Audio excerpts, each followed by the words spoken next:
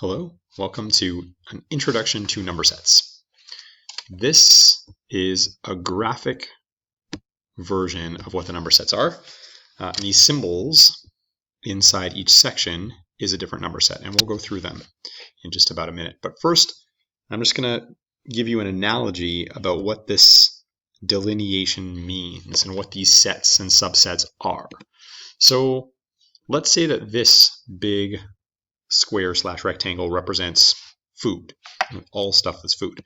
I could split it into groups, and I could make them the things that are now the food groups in the Canada Food Guide. Fruit, vegetables, grains, proteins, milk, and meats are combined in proteins. So I could split it up. And so these are categories that don't really overlap. Things are either in one or the other. It could be that some foods maybe will line up, like something that's a grain category might have fruit vegetable in it as well. I don't know, but this is an idea of sets, a set of foods inside the bigger set of all foods. And I could even have a set inside one of those. Like I could have all berries are definitely in the fruit vegetable category, but they're a subset. The whole thing is inside this. And I could have a group that overlaps with it, like fruits and vegetables that, let's say, are red.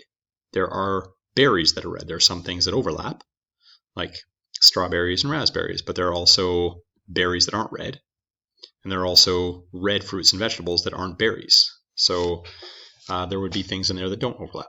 So this is the basic idea of sets and subsets. And so in here, these two sets, this fancy looking Q and this fancy looking Q with the apostrophe, those are two things that don't overlap.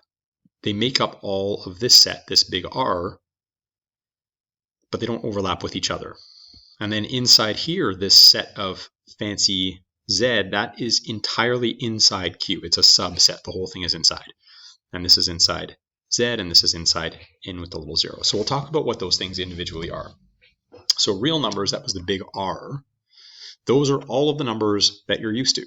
They include positive numbers, negative numbers, whole numbers, fractions, decimals, repeating things, etc. The things that we don't consider real numbers are, for instance, infinity. That's not a real number. Imaginary numbers, that's whenever you try to take a square root of a negative number or a fourth root or whatever. And that makes up all the numbers that we're used to. That whole thing is all positive, negative, whole numbers, fractions, etc. That's real. Again, the only things that are not real, infinity, similarly negative infinity, when you try to take the root of a negative number, and we know that you can't do that. If you tried on your calculator, it would say either error or domain error. So those things are not considered real. Otherwise, all numbers are real. So that's the first set.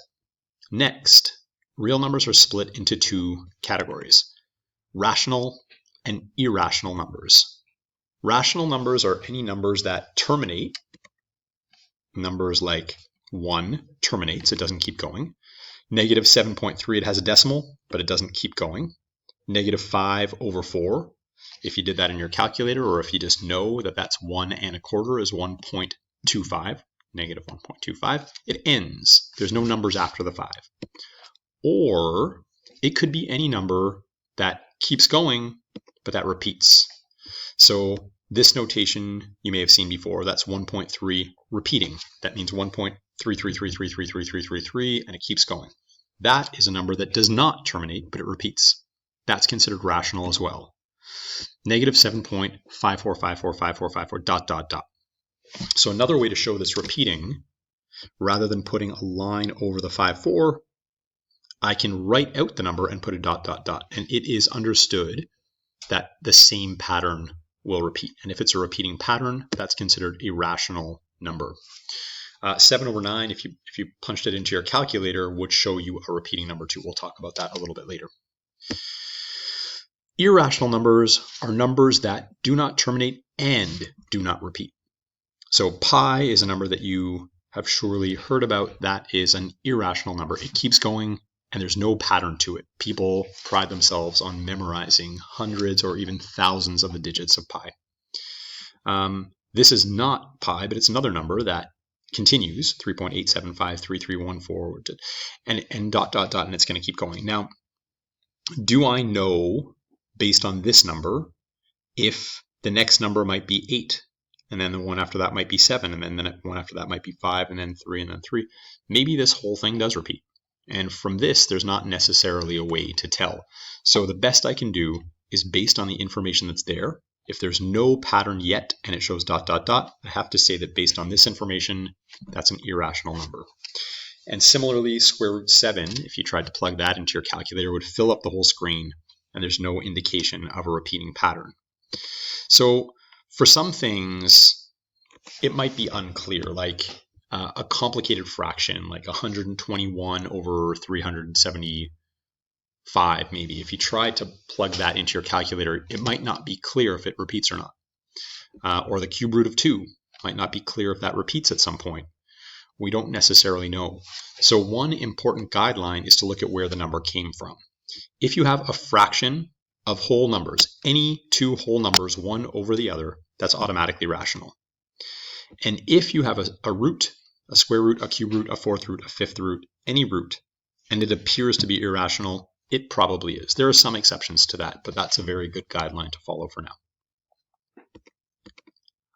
Next, inside of the rational numbers, there are subsets. There are smaller sets where all of this set is automatically a rational number. The first one is called integers. The reason that the symbol for that is Z is because of a German word, the word for that set. And real quick, this Q, they're called rational. It's because of the quotient is the word that came from, because you can write all rational numbers as a fraction, as a quotient of two whole numbers. Integer is any positive or negative whole number. So there's no decimal and no fraction. Doesn't matter how big or small, as long as it's a whole number, positive or negative. That's an integer. And I just showed here that something like this, if it's not a whole number, it's still a rational number. It's just not inside the subset of integers. And then inside of the integer set is a smaller set. These ones are called natural numbers. And natural numbers are only the positive whole numbers, so no negatives in there. 0 is not considered a natural number.